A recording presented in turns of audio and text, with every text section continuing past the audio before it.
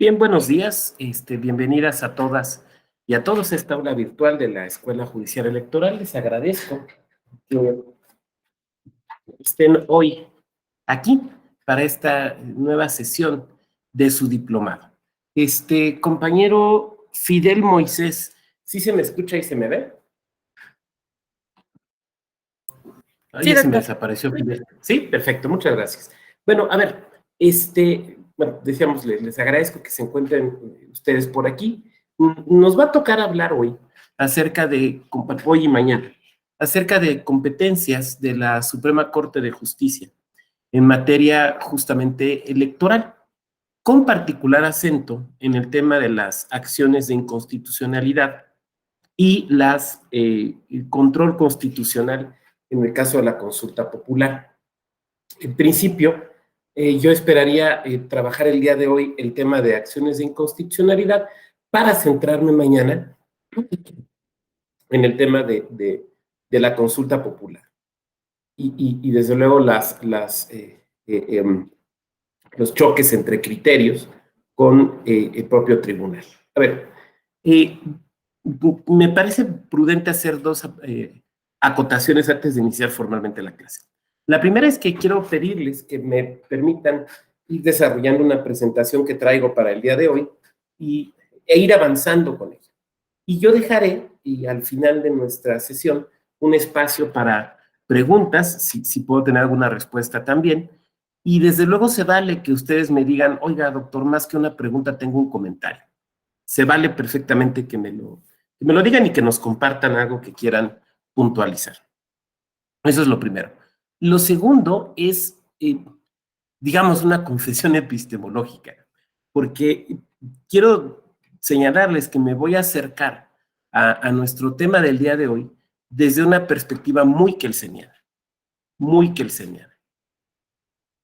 No desde luego porque crea que el único autor que puede explicar la justicia constitucional es Kelsen, desde luego que no, sino porque a mí me parece que para el tema que vamos a abordar y para apreciar algunas cuestiones tanto estructurales como de juzgamiento, resulta que los planteamientos de Hans Kelsen nos pueden ser muy útiles. En particular, para preparar esta sesión, lo relativo a un libro muy chiquito, que originalmente fue un artículo, si no me equivoco, para la revista de Derecho Público francesa, que se llama la garantía jurisdiccional de la Constitución, entre paréntesis, la justicia constitucional. Probablemente ustedes lo conozcan en alguna de estas dos versiones.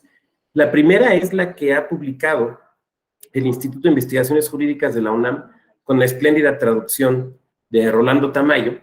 Y la segunda, que probablemente conozcan, es la que publicó la revista Iberoamericana de Derecho Procesal, no me acuerdo el número, pero sí que es la Iberoamericana de Derecho Procesal, en una traducción, si la memoria no me falla, memoria post-COVID, a final de cuentas, en una traducción de don Domingo García Belaunde.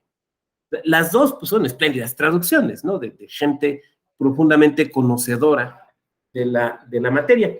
Aunque yo me voy a apoyar, digamos, más en la de don Rolando, entre otras razones, porque es la más fácil de conseguir. Está ahí en la biblioteca jurídica virtual de Jurídicas de la UNAM y pues ahí ustedes pueden tener acceso a ella. Entonces, digamos que está como una especie de confesión epistemológica. Oiga, doctor, ¿por qué no mejor una aproximación más schmittiana? Oiga, ¿por qué no mejor una aproximación desde Haberle? Bueno, la verdad es que si fuera a dar una clase desde una perspectiva crítica, yo preferiría trabajarlo probablemente desde Waldron, ¿no? O mejor desde Gargarella. Y entonces nos ponemos a cuestionar los límites de la justicia constitucional, pero no es el tema. Entonces, por eso insisto, voy a basarme en don Hans Kelsen. Por último, decir que y a lo mejor si me sale hablarle a alguien de tú, si es así, por favor no me lo tomen como una falta de respeto. Si les incomoda, me lo pueden indicar. Yo no tengo problema en que me hablen de tú o me hablen de usted. Mientras no me digan güey, yo no tengo problema. Entonces, fuera de eso, no hay problema. Bien, vamos a empezar por aquí con la presentación. Voy a hacer aquí un ajuste. Esto lo reducimos.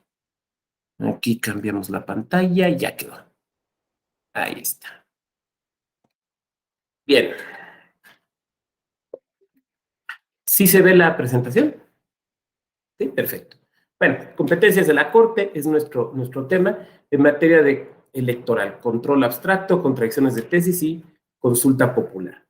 ¿Cuál es el contenido de nuestra sesión? Bueno, aquí lo tenemos en el mosaico, parecen muchos temas, sí son algunos, ¿no? La definición de la materia electoral, eso es fundamental, los tipos de control, el control abstracto, el control concreto, el control abstracto en acciones de inconstitucionalidad, su naturaleza, el objeto de control, el órgano de control, el procedimiento de control, el resultado del control, que son conceptos kelsenianos, como lo vamos a ver un poco más adelante, para hablar después también de la consulta popular y las contradicciones de tesis. Entonces, digamos que ese es nuestro marco general que vamos a trabajar. Uno de los asuntos fundamentales es la definición de la materia electoral. Ustedes recordarán que en un principio la materia electoral, bueno, eso entiendo que lo vieron con Darío, durante muchos años no estuvo sujeta a ningún tipo de control de legalidad o de constitucionalidad. Después de los casos aquellos del Amparo Morelos y luego el cambio de criterio con don Ignacio Luis Vallarta, y fíjense además de quién estamos hablando, uno de los grandes constitucionalistas mexicanos, ¿no? O sea, no de cualquiera, ¿no? Se separa la judicatura totalmente del control de los actos electorales, porque, decíamos, se consideraban asuntos políticos. Hay por ahí un intento en los años 40 de que la Corte empezara a repensar, por ejemplo, en virtud del amparo, si podía o no conocer de algunos asuntos. Hay un planteamiento por ahí de un ministro de la Corte en una discusión, pero la reacción de la mayoría de la Corte fue que no había que descender a la política. Los altos tribunales no debían descender a la política, como si la política fuera algo bajuno, fuera algo inadecuado, cuando pues es el arte de gobernar a la sociedad, a la comunidad, ¿no? No tiene nada de bajo. Pero desde luego había razones políticas que nos hacían entender esta situación. Hay un espléndido libro de Pablo Mijangos, que seguramente ustedes conocen, que es La historia mínima de la Suprema Corte de Justicia, publicado en esta serie de Historia Mínima del Colegio de México. Es un gran libro, me permito recomendárselos. Por ahí tengo en el portal Foro Jurídico, tengo una reseña de ese libro. Pero lo importante no es que lean la reseña, lo importante es que lean el libro. El libro es un estupendo libro. Y Pablo justamente retoma esto, empieza a establecer cómo hay una intencionalidad de distintas integraciones del Pleno de la Corte de no meterse en lo electoral. Y de no meterse en lo electoral porque se consideraba que era un tema político y que lo político era de los políticos. Fuera abajo o no fuera abajo, no importa. Pero ese es un tema de los políticos. Y que allí el derecho no tiene mucho que hacer y la Corte o los tribunales menos no tienen tampoco nada que hacer. Entonces, los problemas de las urnas, que se arreglen en las urnas. Pero decíamos, en los 40 empezaron a surgir algunos temas que eran incómodos, porque por un lado se estaba construyendo el sistema político mexicano clásico, que dura, digamos, hasta inicios de los años 90, aunque, como sabemos, ya había entrado en crisis en el 68 y empieza a sufrir una transformación, una liberalización, si queremos usar el término exacto, a partir de la famosa reforma constitucional del 78 y del discurso de Chilpancingo de Reyes Heroles. Entonces, en los años 40 se da un suceso muy desagradable en León, en la ciudad de León, Guanajuato, que es conocido como la Matanza de León. Y lo que sucede es lo siguiente, viene un proceso electoral, gana cierto partido, que siempre ganaba, y la gente del lugar se encuentra muy incómoda.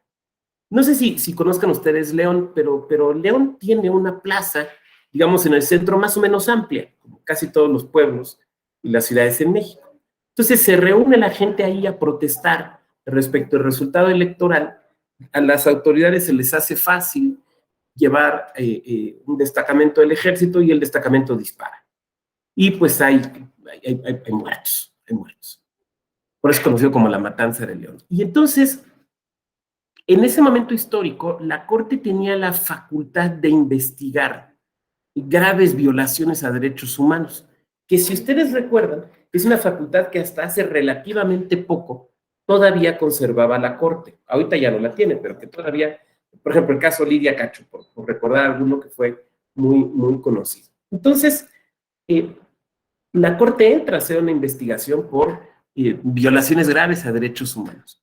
Pero como podemos observar, fue una violación grave a derechos humanos motivada por un tema, por un asunto electoral. Entonces, lo electoral ahí estaba, ahí estaba, ahí estaba. En los años 70 del siglo pasado, con la reforma constitucional, de la famosa reforma de Reyes Heroles, la que implica una liberalización del sistema político mexicano, se otorga una facultad de revisión a la Corte en materia electoral, una facultad absolutamente extraordinaria, que se ejercitó poco y no funcionó. Se ejercitó poco, no funcionó, no tuvo, vamos, no tuvo impacto y se le quitó en los años 80. Cuando se empieza a crear la Judicatura Electoral Especializada en México, que como ustedes saben también en un inicio no tenía plena jurisdicción.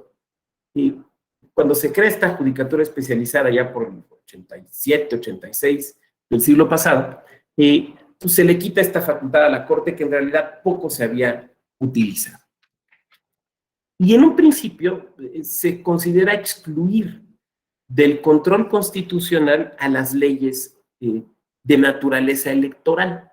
Hay que excluirlas. Se considera en un inicio cuando se empieza a pensar en la gran reforma de 1994 al Poder Judicial, particularmente a la Corte, ¿no? Aquella reforma de las acciones de inconstitucionalidad, del Consejo de la Judicatura, de la reducción del número de ministras y ministros y demás. Bueno, entonces ahí, esta idea de nuevo, ¿no? De que lo político no debe llegar a la Corte se debe ocupar de otros temas, la Corte debe pensar en otros asuntos.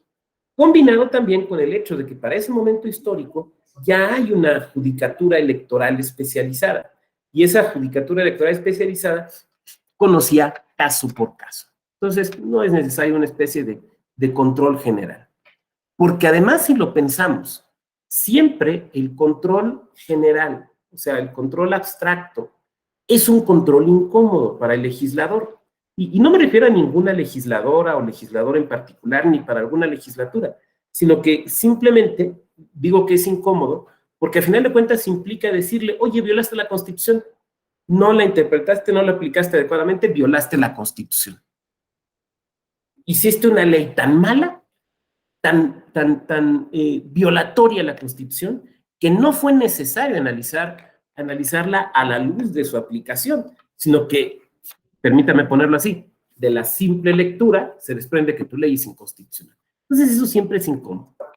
Pero cuando se trata de leyes electorales, esto se vuelve todavía más complejo o incómodo, que sería creo que la palabra que yo utilizaría, porque son las leyes que tienen que ver con, por un lado, la conformación de los órganos políticos, la manera en la que se llega a ejercer el poder en la sociedad y la manera en cómo se controla tanto la entrada como la salida al juego democrático. En ese sentido, entonces, cuando se analiza una ley electoral, se está impactando en el equilibrio en el equilibrio político. Se está impactando en él. Y va a tener un efecto. Va a tener un efecto. Y ese efecto vamos, aplicando lo que don Néstor Pedro Sagüez le llama interpretación previsora, pues podríamos decir que se pueden prever algunos efectos, pero no todos. No sabemos hasta dónde va a llegar. Lo que sí sabemos es que va a afectar el rejuego político.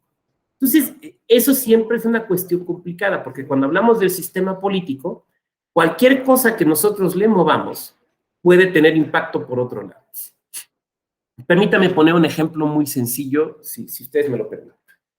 Habrán escuchado seguramente esta idea de quitar las posiciones plurinominales, ¿no? Las diputaciones, las senadurías plurinominales, las regidurías plurinominales. Entonces se dice, bueno, pues es que por ellos nadie votó, ¿no? Y yo digo, bueno, Ok, a ver, vamos a suponer que los vamos a quitar. ¿Cómo vamos a garantizar la paridad? Entonces, porque la manera efectiva de garantizar la paridad en muchas ocasiones en los órganos legislativos es modificando en sentencias las listas de representación proporcional para que acceda un número suficiente de mujeres para hacer un equilibrio respecto al número de hombres. Entonces, por ejemplo, si tú quitas los espacios de representación proporcional, puede tener esto un efecto negativo no previsto en el acceso de mujeres a los cargos de elección popular. Cuando la paridad es un mandato, en el caso de las postulaciones, cuando tenemos la regla de la paridad en todo a partir de la reforma de 2019. Entonces, por eso digo que es un mecanismo de relojería. Entonces, ahí se tiene que ser sumamente cuidadoso, sí cuidadosa, cuando hay una reforma, pero también cuando viene una resolución. La Corte, sabiendo esto, sabía también que el sistema de control de constitucionalidad de las leyes electorales solo puede ejercitarse merced de la acción de inconstitucionalidad. O sea, de los dos mecanismos que podríamos tener, que serían la controversia constitucional y la acción de inconstitucionalidad, la controversia constitucional está vedada para impugnar leyes en materia electoral. Esta decisión tiene un efecto relevante que la verdad es que yo no sé si se haya estudiado, pero que hay que apuntar. El efecto consiste en lo siguiente. Ustedes saben que la esencia de las controversias constitucionales es la defensa de la distribución constitucional de competencias.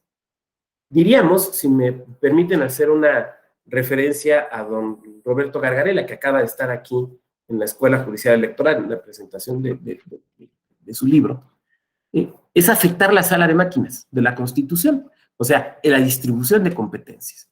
El federalismo electoral mexicano es particularmente complejo, porque es un federalismo altamente centralizado, pero no deja de ser un federalismo. Tenemos distintos federalismos, ¿no? El federalismo fiscal, el federalismo electoral. Entonces, no deja de serlo. Entonces, las autoridades allí no pueden impugnar leyes electorales que afecten la distribución de competencias. Entonces, ahí las controversias constitucionales están vedadas. Lo que sí está permitido es la acción de inconstitucionalidad. Pero, dice, la acción de inconstitucionalidad podrá servir para impugnar leyes en materia electoral, dice nuestra Constitución. Ok.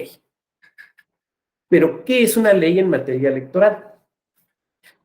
¿O cómo sabemos cuándo estamos frente a una ley en materia electoral? Entonces, probablemente alguien de este salón virtual me levantaría la mano y me diría, doctor, está muy fácil. Pues si dice ley electoral, es que es ley electoral. Y yo diría, no necesariamente está tan fácil. Y la Corte supo que no era tan fácil. ¿Por qué razón? Porque hay disposiciones de naturaleza electoral que nos podemos encontrar en leyes que no se llaman ley electoral. Por ejemplo, en ocasiones puede haber, por poner un ejemplo, requisitos para acceder al cargo de regidor que no se encuentran, o de regidora, que no se encuentran en la ley electoral, sino que se encuentran en la ley orgánica municipal y que sin embargo son disposiciones que tienen efectos electorales. Una situación similar se puede presentar en una ley orgánica del poder legislativo de una entidad. Entonces, identificar materia electoral con ley electoral sería una confusión y sería muy probablemente un error. Es cierto que tenemos leyes electorales. Es cierto también que la mayoría de las disposiciones electorales están en esas leyes. Pero lo que no tenemos en México, en materia electoral, es una especie de reserva de código. Es una idea que ustedes saben viene del derecho penal y que existe en algunos países. La reserva de código, por ejemplo, en materia penal, implica, en aquellos países donde existe, que insiste, señalo, en México no existe. La reserva de código implica que, por ejemplo, solo puede haber delitos, o solo puede haber delitos en el Código Penal, no en cualquier ley, sino en el Código Penal. Una especie de reserva de código en materia electoral sería que solo la materia electoral se pudiera regular en leyes o en códigos electorales. pero no tenemos eso, no tenemos eso. Entonces, identificar lo electoral con el nombre, la materia electoral con el nombre de una ley sería, permítame decirlo así, confundir el contenido con el continente. Y sería un error. Un error que además, si la Corte lo hubiera asumido, y ya al decir que si lo hubiera asumido es que no lo asumió, si la Corte lo hubiera asumido, hubiera implicado un incentivo negativo para un legislador, digamos, no perverso, pero sí tendiente a las triquiñuelas, vamos a llamarlo así. Porque si quisiera establecer disposiciones electorales que no pudieran impugnarse en acción de inconstitucionalidad, las establecería en una ley de otro tipo, en una ley que le llamara de otra manera. Entonces, la Corte tuvo que definir qué es la materia electoral para efectos de distinguir cuando no podía entonces conocerse una controversia constitucional. Y esto nos dio el criterio que tenemos aquí. No lo copié textual, porque era demasiado grande, pero traté de resumir. Nos dice, materia electoral, definición de esta para efectos de la procedencia de la controversia constitucional. Como vemos, esto viene del Pleno. Entonces, nos establece 5 criterios de lo que es la materia electoral. A estos 5 criterios, que son los que establece la Corte, estos son los que establece la Corte. Yo le voy a sumar otros 2 al final, pero voy a explicarlos. Pero vámonos por partes. Estos 5 criterios. Se entiende como materia electoral, en primer lugar, la constitución de instituciones políticas. Por ejemplo, el registro de partidos políticos. Eso es materia electoral. Ya sean partidos políticos nacionales o partidos políticos locales. Pero esa no es la única forma en la que las ciudadanas y los ciudadanos vemos manifestada la posibilidad de asociación en materia electoral. O sea, sí los partidos políticos, pero hay otro tipo de instituciones. Por ejemplo, las asociaciones políticas nacionales. De hecho, todavía en algunas entidades existen asociaciones políticas locales. Esas también son instituciones políticas. Pero también es institución política, por ejemplo, una coalición. Cuando los partidos se coaligan para competir en un proceso electoral, pues esa también es una institución política. Ahora bien, interpretando esta disposición, si la constitución de instituciones políticas es materia electoral, entonces también la defunción, la desaparición de esas propias instituciones políticas también es materia electoral. También es materia electoral. Entonces, ahí tenemos un primer elemento de lo que es la materia electoral para efecto de acciones de inconstitucionalidad. Segunda, se entiende también por materia electoral la elección de autoridades por el voto popular. Digamos que tenemos 2 métodos en general, muy en general, 2 métodos para la selección de autoridades en México. Una, la elección popular. 2, la designación. La designación, que puede venir, por ejemplo, de un órgano colegiado o de un órgano unipersonal, de muy distintas, se manifiesta de muy distintas maneras. Bueno, la elección de autoridades por voto popular es entonces materia electoral.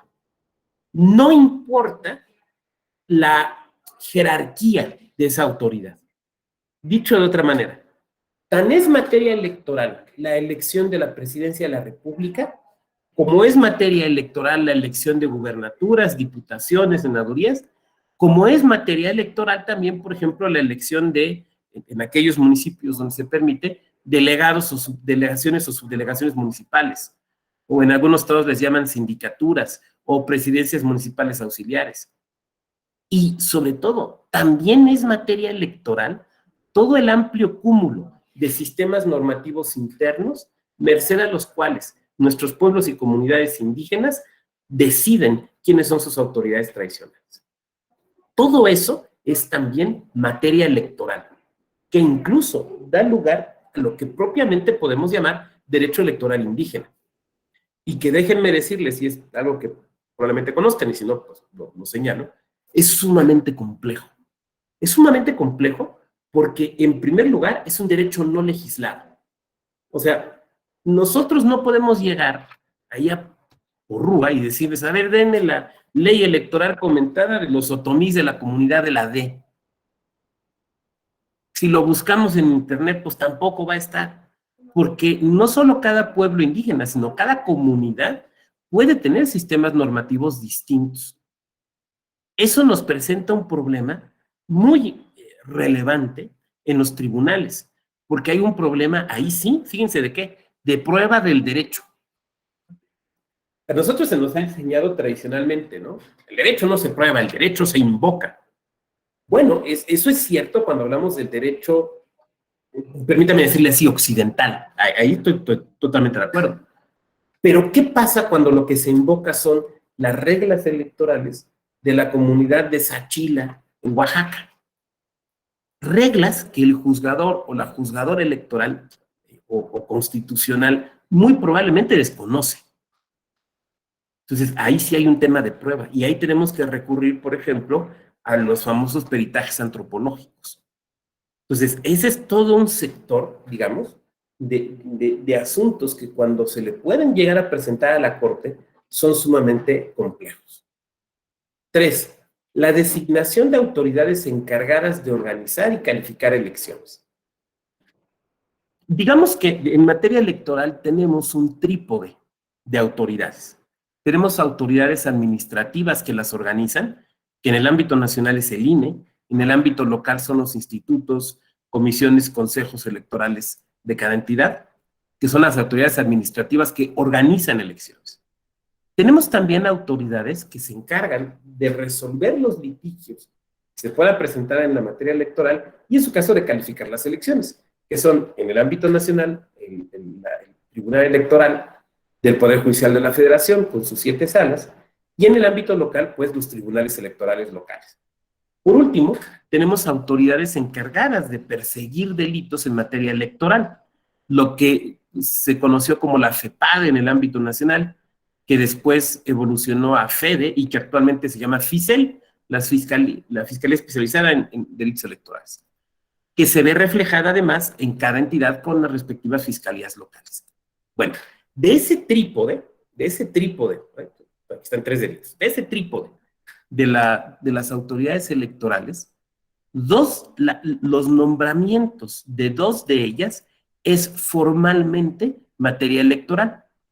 Todo lo que tiene que ver con el nombramiento del órgano administrativo y también lo que tiene que ver con el órgano jurisdiccional. Se excluye, entonces, la tercer pata, que sería lo relativo a las fiscalías electorales. Eso nuestra Corte no lo ha considerado formalmente como materia electoral. Entonces, por ejemplo, los requisitos para ser consejera o consejero del INE, magistrado o magistrada del Tribunal Federal o de los tribunales locales, los procedimientos a desahogar para los nombramientos, todo eso es materia electoral. Los nombramientos mismos son materia electoral. Si bien, desde luego, los nombramientos como ya son actos individualizados y particularizados, pues desde luego no son objeto de acción de inconstitucionalidad, no conoce de ellos la Corte, sino que son asuntos de los que conoce el Tribunal Electoral. Pero todo eso es materia electoral. Entonces, la legislación que tiene que ver con todos estos procedimientos es también materia electoral. El derecho de contender en los comicios. A ver, tenemos un derecho a la participación política, un derecho que se manifiesta de muy distintas maneras. Digamos que se desdobla en términos generales en lo que conocemos como el voto activo y el voto pasivo. El voto activo es el ir y sufragar, el votar por alguien. Y el voto pasivo, por contrapartida, es la posibilidad de recibir esos votos. O sea, de ser un candidato o una candidata y que reciba los votos y en su caso puedas ganar y acceder entonces al cargo. Entonces, contender en los comicios es también formalmente materia electoral, lo cual implica una amplísima regulación. En primer lugar, de los requisitos para acceder al cargo. Y entonces ahí se nos han presentado dudas sumamente interesantes. Por ejemplo, ¿es constitucional una edad mínima? ¿Es constitucional exigir la ciudadanía mexicana por nacimiento en aquellos cargos que la Constitución Nacional no lo señala así o guarda silencio? Por poner solamente algunos ejemplos de los temas que se nos presentan desde esta perspectiva. El quinto, último de este recuento que hace la Corte, importantísimo, es también materia electoral, el ejercicio de los derechos político-electorales. Eso también es materia electoral. Ahora, los derechos político-electorales son, digamos, variados. O sea, hay varios derechos político-electorales y además hay derechos conexos. Entonces estoy pensando, por ejemplo, sí en el derecho de votar, ¿no? A ver, ¿cuáles son los requisitos y las calidades o cualidades que puede exigir una ley para que una persona pueda votar? ¿Esos requisitos o calidades son constitucionales? ¿Cuáles son los procedimientos a seguir para acreditarte como ciudadano o ciudadano y obtener el documento idóneo para votar, que es la credencial para votar con fotografía? Por poner simplemente algunos ejemplos. Pero también el derecho de asociación en materia política, que se vincula justamente con el número 1. O sea, el derecho que tenemos como mexicanas y mexicanos de congregarnos de manera más o menos, de manera permanente para crear una persona jurídica nueva que es un partido político, que es un centro de imputación jurídica, ¿no? Entonces, bueno, ahí está, se manifiesta. Y otros derechos político-electorales, como por ejemplo el derecho a la información en materia política. Entonces, como podemos ver, cuando la Corte dice la materia electoral son estos 5 puntos, la verdad es que nos está estableciendo en realidad 5 amplísimas categorías de asuntos que son materia electoral, pero que tenemos que desarrollarlos y entenderlos para saber que eso es materia electoral. A mí me parece que a estos elementos, y esta es una opinión personal que desde luego puede no compartir nadie, o podemos compartirla, o podemos debatirla si quieren, me parece que estos 5 elementos que la Corte definió en 2007, recordemos, esto es una definición de 2007, habría que sumarle otros que en ese momento probablemente no se veían, incluso que no existían probablemente. Yo sumaría como 6º elemento, como materia electoral, lo relativo a los mecanismos de participación ciudadana. O sea, los mecanismos de democracia participativa que tenemos, tanto en el ámbito federal o nacional, mejor diríamos, como en el ámbito local. Entonces, estoy pensando sí en la consulta popular, sí en la revocación de mandato, como figuras nacionales, y de hecho, ustedes lo saben, estamos corriendo actualmente el tema de la revocación de mandato y el año pasado tuvimos consulta popular y bueno, de eso vamos a platicar seguramente el día de mañana. Pero en las entidades tenemos otras figuras. O sea, normalmente la consulta popular en las entidades se desdobla en 2 figuras distintas, que es el plebiscito y el referendo. Tenemos también los presupuestos participativos. Entonces, todo eso también me parece que es materia electoral. Ahora, insisto, este criterio que estoy sometiendo a su consideración es de 2007. En ese momento histórico, 2007, no hablábamos de democracia participativa. No teníamos estos instrumentos en lo nacional y en lo local muy pocas entidades llegaban siquiera a mencionar la posibilidad de alguno de ellos. Entonces, no era tema. O sea, no es que la Corte no lo quiso poner, es que no se pensaba en eso. Y el 7º elemento que yo sumaría, y que insisto, todo esto está sujeto a que si quieren lo podemos debatir, sería la violencia política en razón de género. Me parece que ese también podemos considerarlo como un tema de electoral, desde luego vinculado con el ejercicio de los derechos político-electorales.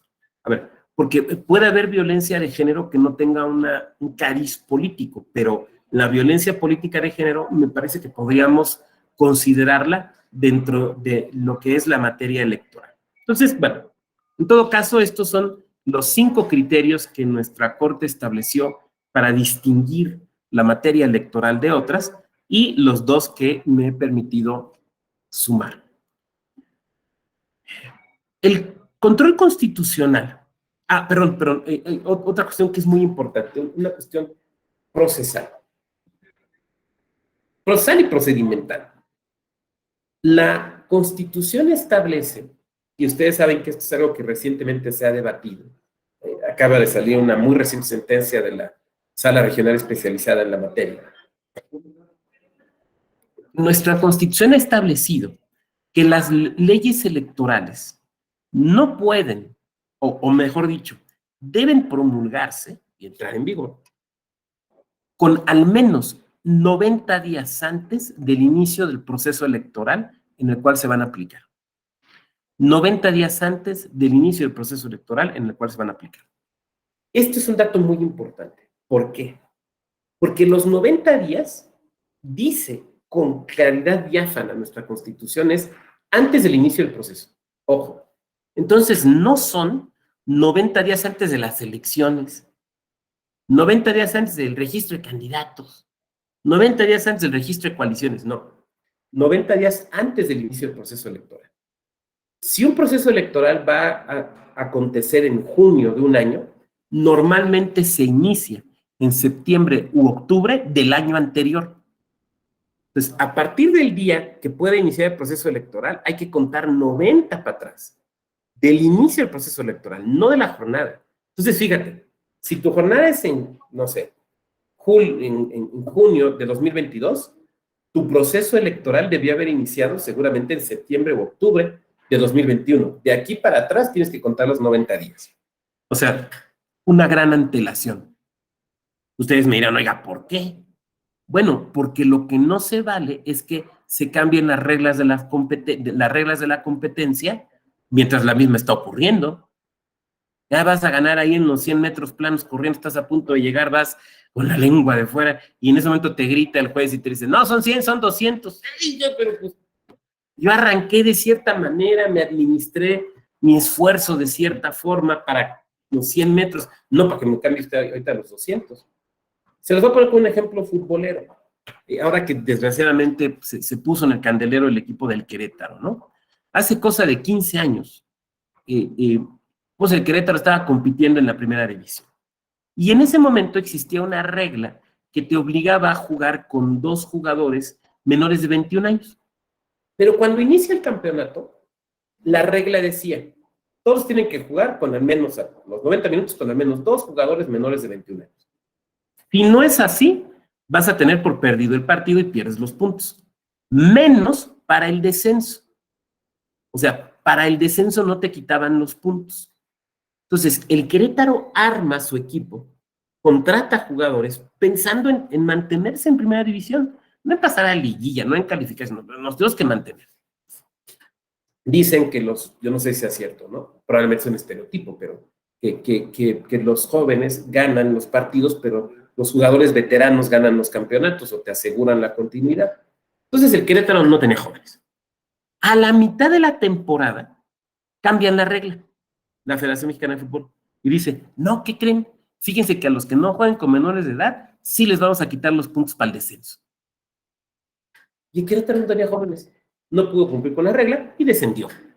Bueno, eso no nos puede pasar en la materia electoral, por eso son 90 días antes, para que todos quienes van a participar en el proceso electoral conozcan las reglas y actúen conforme a ellas, atendiendo a un principio de la materia que es el principio de certeza.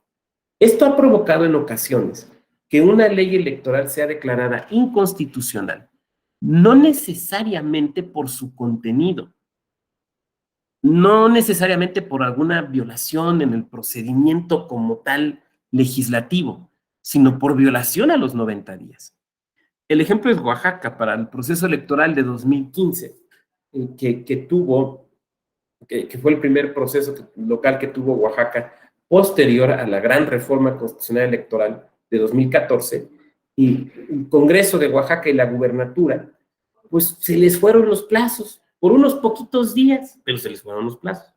Se interpone una acción de inconstitucionalidad y pues la ley se dice, ¿sabe qué? Esa ley no se puede aplicar en este proceso electoral, porque no cumplieron los 90 días.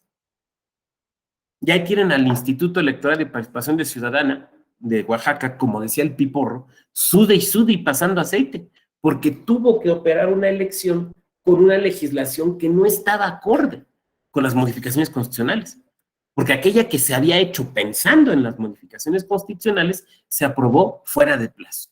Y perdón, pero aquí no se vale que llegue el órgano legislativo, que llegue el órgano ejecutivo, ahí con la corte y diga, pues es que disculpen, pues nos pasamos por unos 15 días, pero es que tanto es tantito, hombre, no pasa nada. No, no, sí pasa, sí pasa. Está usted violando legislatura, gubernatura, están ustedes violando un mandato constitucional de los 90 días. No hay para dónde hacer, está usted violando. Y ni siquiera la ley.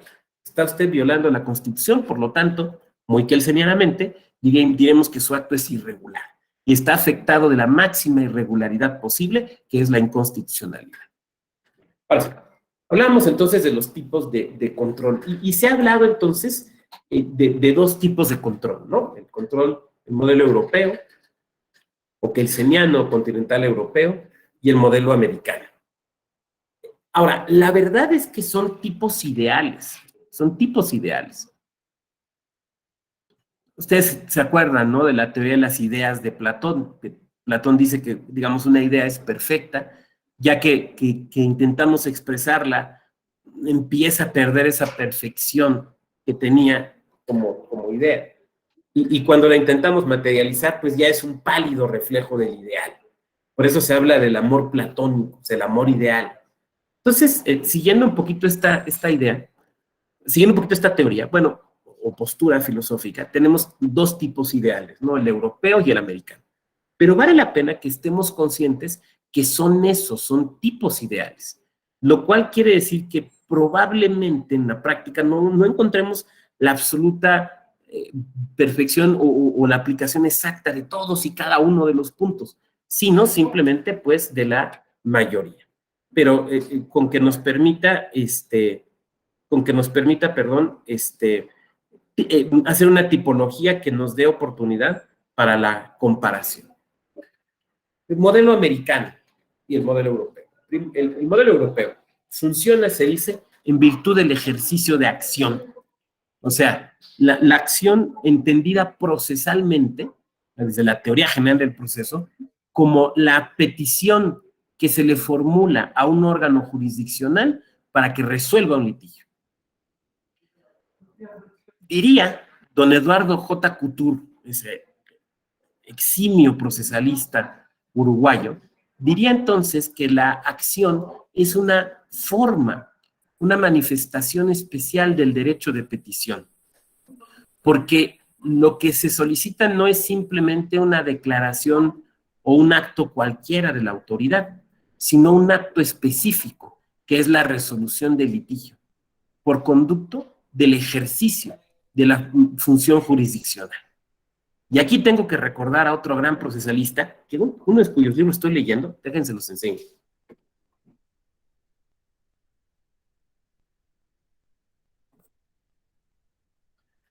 No sé si se alcance a ver, don Niceto Alcalá. Don Niceto Alcalá Zamora y Castillo, ese gran procesalista español que vivió muchos años en México, que fue el fundador del Instituto Mexicano de Derecho Comparado, Obras Jurídicas de la UNAM, y que, como ustedes recuerdan también, fue el profesor de don Héctor Fixamudio. Niceto Alcalá dice, en sus estudios de teoría general e historia del proceso, dice, la jurisdicción es la atribución, es la competencia de un Estado, de un órgano del Estado para conocer, en su día decidir y en su caso ejecutar la sentencia firme dictada con motivo de un litigio o de una controversia. Eso es el ejercicio de jurisdicción. Y la acción va ligada indisolublemente al ejercicio de la jurisdicción. Diríamos un poco a la Couture. La acción entonces es la solicitud del ejercicio de la jurisdicción. En el modelo americano se dice, las cuestiones constitucionales se plantean en juicios ordinarios, comunes, por vía de excepción. Y entonces podemos enmarcar aquí algunas diferencias importantes. Cuando hablamos de la acción, entonces estamos diciendo que el ejercicio de la acción, que es el mismo, es un derecho público, es el mismo, nos diría don Niceto Alcalá, nos sirve para plantear una pretensión de naturaleza constitucional. La naturaleza constitucional de esa pretensión ha hecho que en los países que siguen el modelo europeo se cree, se establezca una jurisdicción especializada en cuestiones constitucionales. Y no solo una jurisdicción especializada en cuestiones constitucionales, sino también procesos especializados, procesos diseñados bajo la idea de que lo que se va a debatir allí es un punto o un asunto, o mejor diríamos, un litigio o controversia de naturaleza constitucional. En el modelo americano no. En el modelo americano no se piensa en la creación de un juicio especial o un procedimiento, un proceso concreto para conocer asuntos de constitucionalidad, sino que esto se deja a los juicios ordinarios, a los juicios comunes, vamos a llamarles de esta manera, porque el planteamiento no se da por vía de acción, sino por vía de excepción.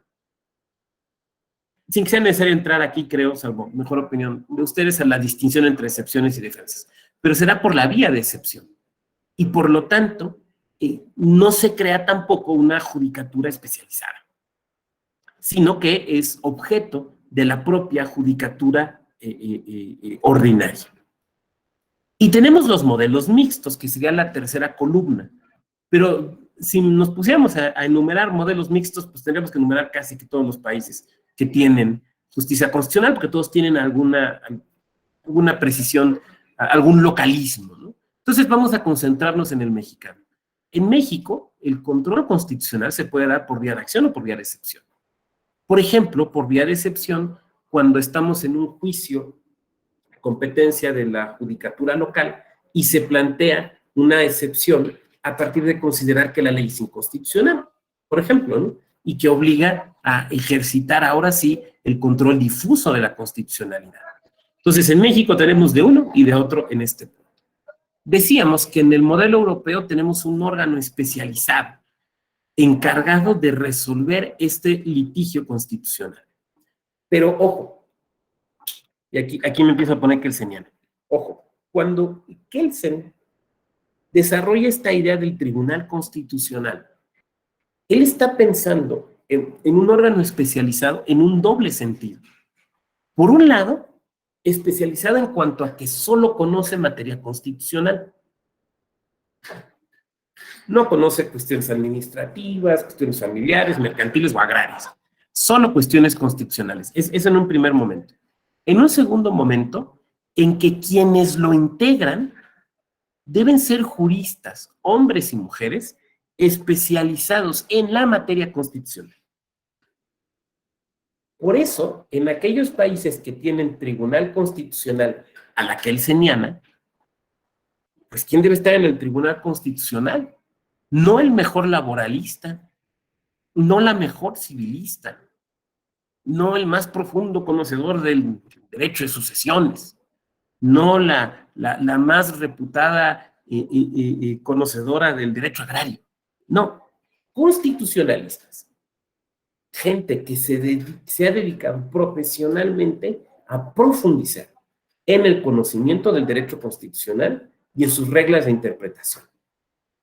Entonces, por eso, cuando hablamos de un órgano especializado, en realidad es especializado en dos sentidos, en cuanto a la competencia, pero también en cuanto al perfil del funcionariado. Por contrapartida, en el modelo americano, pues lo que tenemos es la judicatura ordinaria. Entonces, a un juez de rentas de Nueva York pues, se le puede presentar un asunto constitucional y lo tiene que resolver.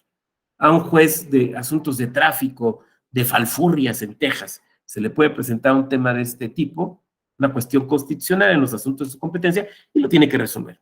Punto. Así funciona.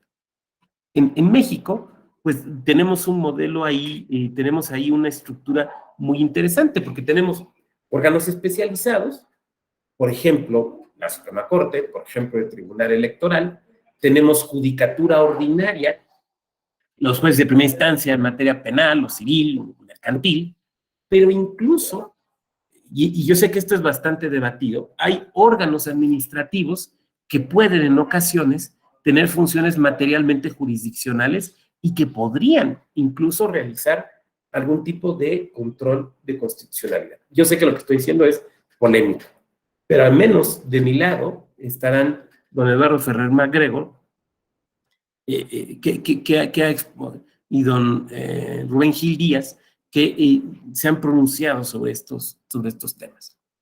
El modelo europeo tiene efectos generales, porque la acción es abstracta.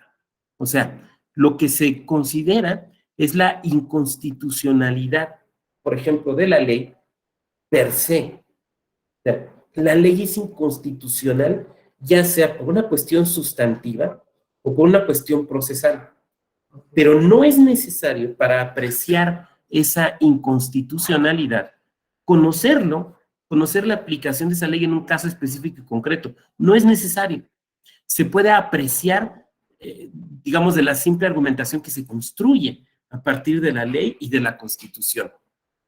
Y por tanto, sus efectos son generales. Porque una ley que en sí misma es defectuosa no puede tener efectos constitucionales. Sus efectos van a ser inconstitucionales. Pensemos, por ejemplo, por poner un caso típico, ¿no? Una inconstitucionalidad en razón de incompetencia de la autoridad. O sea, se legisló quien no tenía la competencia. Legisló quien no tenía la competencia para legislar. Esa ley es inconstitucional. Oiga, pero está muy bonita, está muy bien hecha, sigue los cánones de progresividad y de irreversibilidad y está muy de acuerdo en el fondo con sentencias de la Corte Interamericana, todo lo que ustedes me quieran decir. Pero si la ley la hace un órgano inconstitucional, la ley es inconstitucional. Punto, se acabó. No hay que darle vuelta. No hay que darle vuelta. Porque, perdón, no se puede violar la Constitución alegando buenas razones. No se puede. Por contrapartida, en el modelo americano, los efectos son entre las partes solamente. Y esto es un efecto procesal. ¿Por qué? Porque estamos hablando de que esto se plantea en un litigio donde lo que se discute es la aplicación de una norma en el caso específico. Entonces, es obvio, los efectos solamente pueden ser entre las partes. En el caso mexicano, tenemos efectos generales y efectos entre las partes. Por ejemplo, una acción de inconstitucionalidad, las controversias constitucionales en ciertos casos pues tienen efectos generales. Efectos entre las partes, el amparo, juicios electorales. En el modelo europeo también, tradicional, en el modelo kelseniano, se visualizaba a la justicia constitucional, al actuar de los tribunales constitucionales, esencialmente como un legislador negativo. Como un legislador negativo porque no, se dice, no puede crear nuevas normas, pero sí puede tener efectos derogatorios, porque en la práctica lo que hace es derogar aquellas normas que devienen inconstitucionales. Entonces, es un legislador negativo, se dice, porque no puede crear normas. Lo que puede hacer es derogar normas. Claro, esto se entendía así en los años 20, ¿no? Actualmente, y el caso mexicano es, creo que es un ejemplo, en ocasiones el legislador, el control constitucional sí tiene efectos de un legislador negativo, pero en ocasiones también tiene efectos de una especie de legislador positivo. Entonces, digamos que esta idea original kelseniana, pues podemos decir que de cierta manera ha sido superada. Decíamos entonces que tenemos control abstracto y control concreto. El control abstracto implica una apreciación de la norma impugnada, por ejemplo, hablando en este caso de leyes electorales, con abstracción de su aplicación en un caso concreto. El estudio se realiza constatando el objeto de la impugnación, o contrastando, mejor, el objeto de la impugnación contra las disposiciones constitucionales o convencionales aplicables.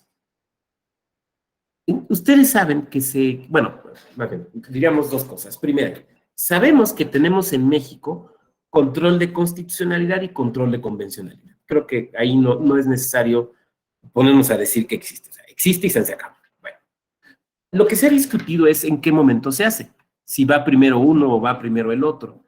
Pero también sabemos que en la práctica se realiza al mismo tiempo o se muestra en la sentencia al mismo tiempo. ¿Por qué? Porque el control de constitucionalidad y el control de convencionalidad forman parte de la primera premisa de una sentencia, reconstruidas las sentencias como premisas. Yo sé que, a ver, no estoy diciendo que una sentencia es un ejercicio de lógica formal, lo que estoy diciendo es que se pueden reconstruir como sentencias, eso es lo que estoy diciendo. Y la primera premisa siempre es la premisa normativa. Entonces, el control de constitucionalidad y convencionalidad lo vemos allí, porque en la premisa normativa lo que hacemos es introducir en esa premisa los criterios o las disposiciones jurídicas constitucionales, legales y también las convencionales aplicables. Entonces, el estudio por eso se hace al mismo tiempo, porque tú vas a construir el conjunto de todo el material jurídico aplicable y en ese material jurídico aplicable y por mandato de la reforma de 2011, tienes que incluir los tratados internacionales. Entonces, por eso es que, insisto, se hace en realidad al mismo tiempo. Dado que la apreciación es general, el efecto del control necesariamente tiene el mismo alcance. Porque, insisto, lo que estás haciendo es lo que se llama una acción abstracta de inconstitucionalidad. Es una acción abstracta porque no estás considerando los supuestos específicos de aplicación. Por lo tanto, si la ley, vuelvo al ejemplo, es inconstitucional porque el órgano que la emitió no tenía competencias para hacerlo, entonces esa ley va a ser inconstitucional para todas las personas, para cualquiera. ¿Por qué? Porque no depende, insisto, de la aplicación. Entonces, en buena medida, perdón, me voy a regresar aquí un momento, en buena medida, este es un pleito de derecho. Este es un pleito de derecho. Por eso, no tiene una formalmente etapa probatoria, ¿no? Porque no la necesitas. Con lo que vas a trabajar es con material documental. Y las documentales, pues ya se desahogan por su propia naturaleza. Con lo que vas a trabajar es con una ley, con una constitución o una convención internacional y con los argumentos que hayan construido las partes y que tú como juzgadora o como juzgador construyas.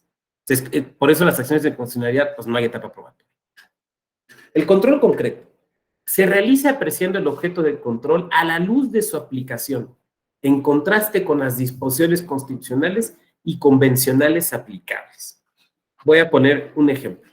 A ver, voy a dejar de compartir porque quiero verles. Voy a poner un ejemplo electoral.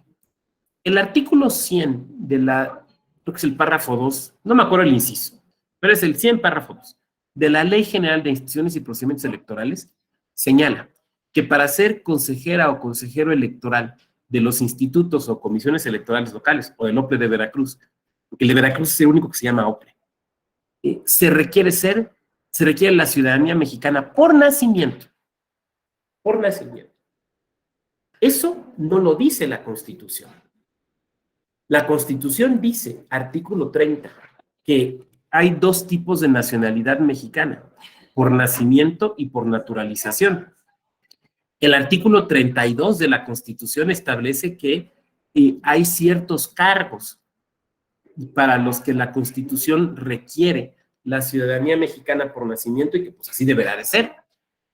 Y el legislador podrá establecer algunos otros, pero ese podrá quiere decir que está sujeto a un control de constitucionalidad, porque establecer una distinción para el ejercicio de un derecho, acceder a un cargo público es un derecho, porque establecer una distinción para el ejercicio de un derecho basado en que si eres nacional mexicano por naturalización o por nacimiento, entra de golpe en una categoría sospechosa. ¿Estamos de acuerdo? Que nos exige un análisis o un estudio estricto del mismo. Entonces, por ejemplo, ese artículo 100 de la LEGIPE que requiere esa nacionalidad mexicana por nacimiento, puede ser objeto de control en acción de inconstitucionalidad.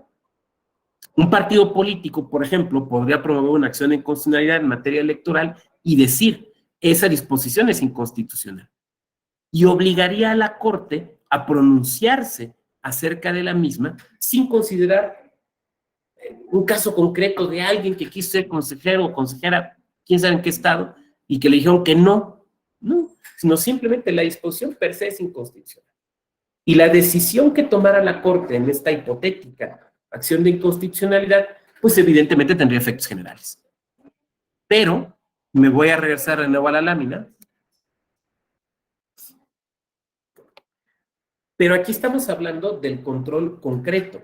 Entonces, en el control concreto, lo que se analiza es una situación fáctica. Entonces, supongamos una persona que tiene la nacionalidad mexicana por naturalización, que quiere, es especialista en la materia electoral, le gusta la materia electoral y que quiere competir para ser consejero de la Ciudad de México o de Aguascalientes. Y entonces le dice el INE, no, usted no puede participar, porque el artículo 100, párrafo 2 de la LEGIPE dice que mexicano por nacimiento. Usted tiene que presentarme un escrito donde diga, bajo protesta de decir verdad, que es mexicano o mexicana por nacimiento. Oiga, no es que fíjese que yo por naturalización, pero mira, aquí están mis documentos de la Secretaría de Gobernación que ya adquirí la nacionalidad mexicana. No, pues usted no puede. Ah, bueno, pues me parece que es una disposición inconstitucional y entonces la controvierto. Esa, ¿y en qué figura procesal la va a controvertir? En un JDC, en un juicio para la protección de los derechos político-electorales del ciudadano. Y ese JDC no lo va a conocer la Suprema Corte, lo va a conocer el Tribunal Electoral del Poder Judicial de la Federación, específicamente Sala Superior. Y el efecto va a ser un efecto individualizado, porque el control es concreto. Lo que se está conociendo es el caso específico de fulano de tal o de la señora fulana de tal, que está diciendo que no la dejan competir porque su nacionalidad es mexicana por naturalización. Entonces, el efecto va a ser circunscrito exclusivamente. ¿Por qué? Porque lo que se está analizando es la norma, la aplicación de la norma y estas dos cosas a la luz de la Constitución. Ahí de los tratados, pero por hablar específicamente de la Constitución. Entonces, ahí he tratado de ponerles un ejemplo de cómo puede, sobre una misma disposición en materia electoral, insisto, bueno, es el tema de nuestra sesión, puede ser objeto de control abstracto o puede ser objeto de control concreto, dependiendo si se plantea solamente la inconstitucionalidad de la regla, como tal, en una acción abstracta, o si se plantea la inconstitucionalidad de la regla respecto de un acto específico y concreto de aplicación. Espero haber sido claro. Las acciones de inconstitucionalidad, su naturaleza, bueno, atienden a varias razones. Primera, a permitir a las minorías legislativas manifestar problemas de constitucionalidad en las normas. A ver, por referencia a un debate y una polémica que pues, se ha presentado en estos días, ¿no? A ver, todas las autoridades interpretan la Constitución para ejercer sus funciones. Pero es que más aún, los particulares también interpretamos la Constitución. También lo hacemos. A ver, quienes salen a protestar y bloquear una calle, interpretan que tienen un derecho constitucional a la protesta, a la libertad de expresión, y que lo pueden ejercer de esa manera. Y aquella persona que le agarraron el embotellamiento porque ya bloquearon la calle, está toque, claxon, que no la dejan pasar y está bien enojada, también está interpretando la Constitución, en el sentido de que tiene libertad de tránsito. Entonces, a ver, la Constitución no solo la interpretan los tribunales, la interpretan todas las autoridades, pero no solo todas las autoridades, los particulares, las personas particulares, también interpretamos la Constitución constantemente. Lo que pasa es que hay efectos distintos en esa interpretación. Por ejemplo, cuando un diputado, cuando una senadora vota una ley, pues uno está asumiendo que considera que tiene, en primer lugar, las facultades constitucionales adecuadas para formar parte de ese órgano, para votar esa ley. Y dos, que el contenido de esa ley es constitucionalmente adecuado. Porque uno asume, pensando desde luego de buena fe y atendiendo al principio del legislador racional, uno asume que no quieren actos inconstitucionales, que un diputado o una senadora no quieren generar leyes inconstitucionales, quieren legislar lo constitucional, no lo inconstitucional. Entonces, realizan esa interpretación. Lo que sucede es que esa interpretación va a quedar sujeta a un control posterior. En el caso mexicano, que tenemos un modelo de justicia constitucional fuerte o robusto, va a ser sujeto de revisión por parte, por ejemplo, de una acción de inconstitucionalidad de lo que haga la Corte. Y entonces, se requiere que haya mecanismos para que la Corte pueda hacer esta revisión. Y las acciones de inconstitucionalidad, por ejemplo, se convierten en ese mecanismo para las minorías legislativas. Pero ojo, aquí hay que ser muy cuidadosos. Todo acto de creación legislativa, toda ley es en sí mismo un acto político. Es un acto político. De hecho, es un acto casi taumatúrgico, porque tenemos un algo que es político, que es la iniciativa, que cuando se aprueba, transforma su naturaleza y se convierte en un acto jurídico.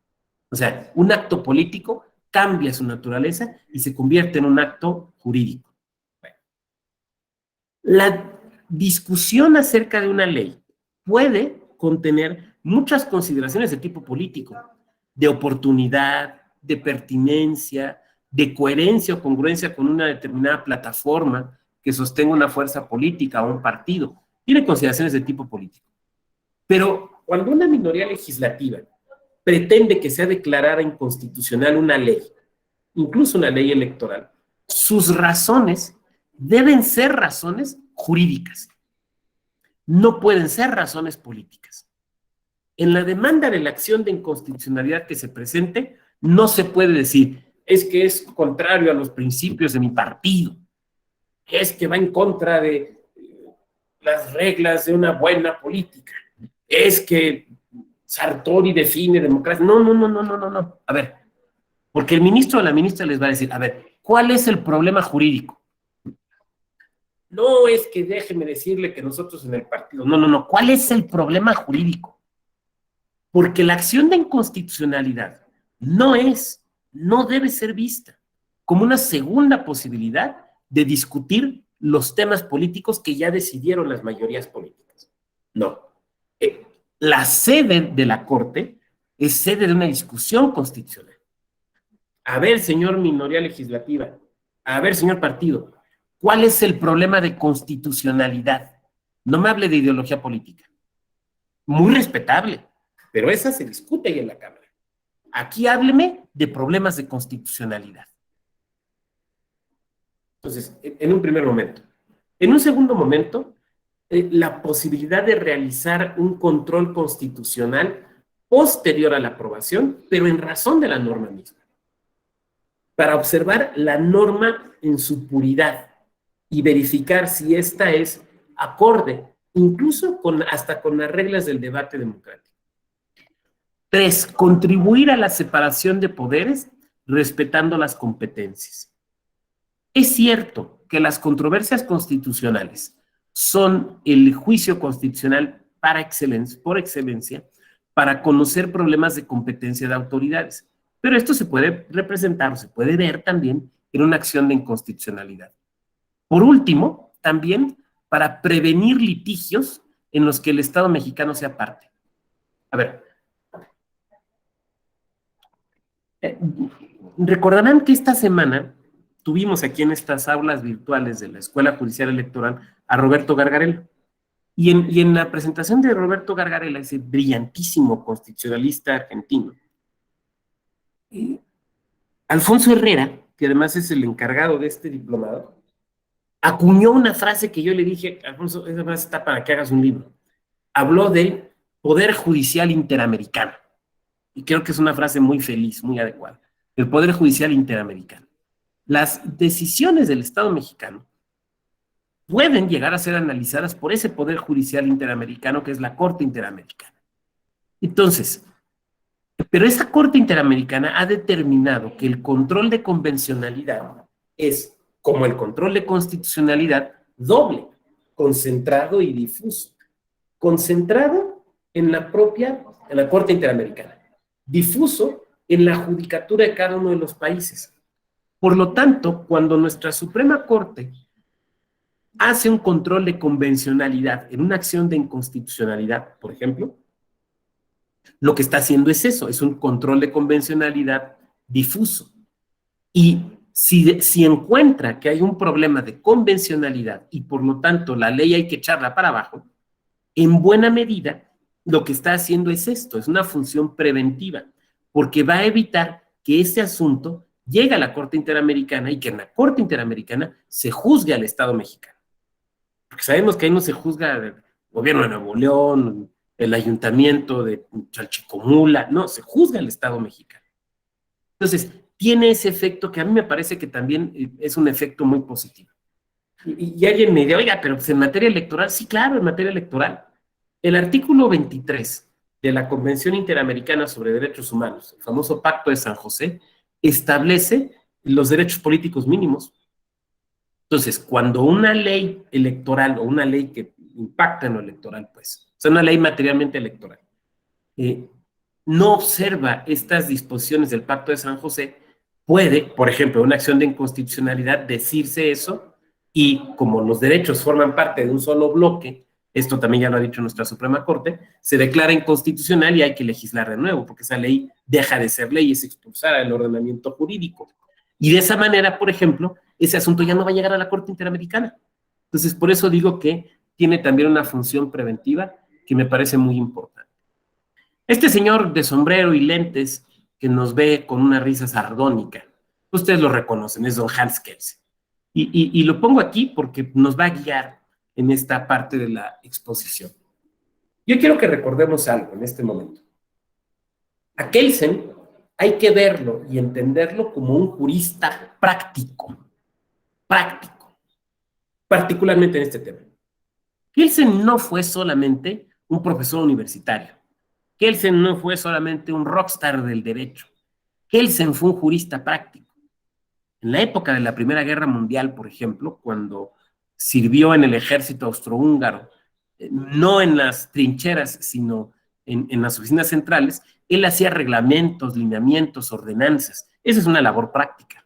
Después, proyectos de constitución. Esa es una labor práctica. Y por más de 10 años, recordémoslo, Kelsen fue juez constitucional. Kelsen fue magistrado del Tribunal Constitucional Austriaco. Entonces, Kelsen interactuaba con los abogados, Kelsen leía los escritos, Kelsen pues, tenía que administrar su ponencia, Kelsen revisaba los proyectos de resolución, los votaba, construía acuerdos o no con sus compañeros de la magistratura. Kelsen fue, insisto, un jurista práctico.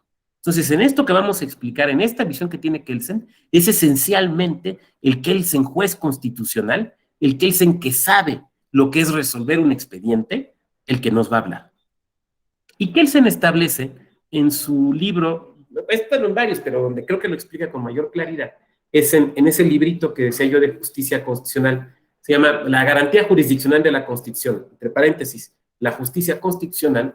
Kelsen establece estos criterios utilísimos. Y dice, a ver, cuando vamos a hablar de justicia constitucional, tenemos que hablar de el objeto del control, del criterio del control, del órgano de control, del procedimiento y del resultado del control. Son los elementos de los que tenemos que hablar y con los cuales nosotros vamos a analizar las acciones de inconstitucionalidad en materia electoral. En materia, bueno, las acciones de inconstitucionalidad permiten, tienen como objeto del control, o sea, como aquello que puede ser conocido mediante el ejercicio de las mismas, a leyes y tratados internacionales. Aquí específicamente estamos pensando en leyes electorales o leyes que tengan contenido materialmente electoral. Lo mismo federales que locales. Aquí hay que hacer un apunte sobre la naturaleza de las normas electorales en México. A partir de 2014, no voy a hablar de lo anterior, salvo que ustedes en las preguntas quieran que lo hagan, pero en este momento no. A partir de 2014, tenemos leyes electorales generales y leyes electorales locales. No tenemos propiamente ya legislación electoral federal con ese nombre. Lo que tenemos son leyes generales y leyes locales. Son ejemplos la Ley General de Instituciones y Procedimientos Electorales, la Ley General de Partidos Políticos, la Ley General de Delitos Electorales. Y son generales porque comparten esa naturaleza que la Corte empezó a construir desde aquel famoso caso, aquella famosa jurisprudencia conocida como el asunto de controladores aéreos. Ustedes recordarán que en los años 50, don Mario de la Cueva, en su teoría de la Constitución, habló de la Constitución que se extiende. Fue la frase elegantísima que usó don Mario. La Constitución que se extiende por referencia a lo que ahora conocemos como leyes constitucionales o leyes generales. Pero en ese momento histórico, la Corte no le hizo caso.